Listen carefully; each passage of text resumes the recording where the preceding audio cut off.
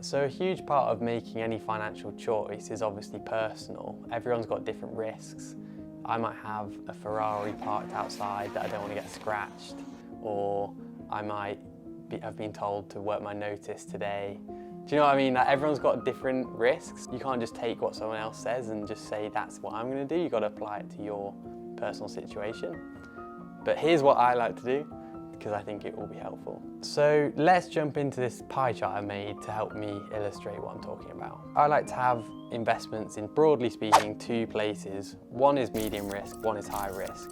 Like I said, I'm lazy, so I like keeping it pretty simple. Medium risk for me would be all equities, i.e.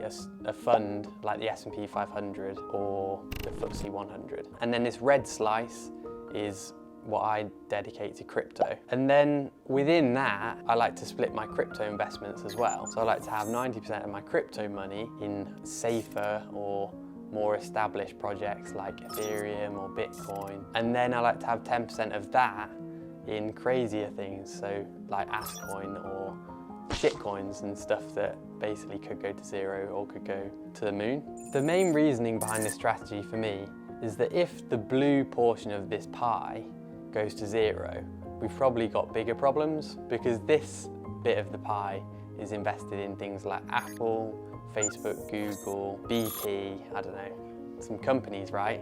And if they go to zero, then I don't really care about my investments. I'm probably going to be trying to like live in the woods or something. So that explains a bit about why I HODL and where it fits into my overall strategy. And there's a flip side to this coin, which is why don't I trade? Well, obviously one reason is that I've got quite a long-term mindset. I'm aiming to invest for 10, 15 years. I don't want to realize any profits really until then. And secondly, and this is where Cole may have a thing or two to say, I'm a bit of a believer that timing the market is incredibly difficult to do, and you have to be right twice, both when you exit the trade and when you get back in. It's too hard, too hard!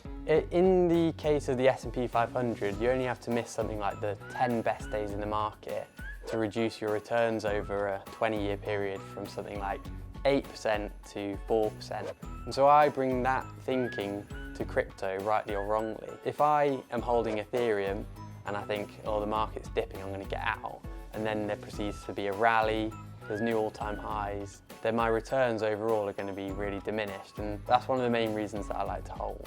It applies massively to, you know, the S&P 500, for example, but because crypto's so volatile, if you do it enough, you'll be accumulating with every wave, every volatile wave that you time. Yeah, I think it's definitely worth it. Like, I follow a lot of people who are just crushing it, so yeah, maybe we should try it. Yeah.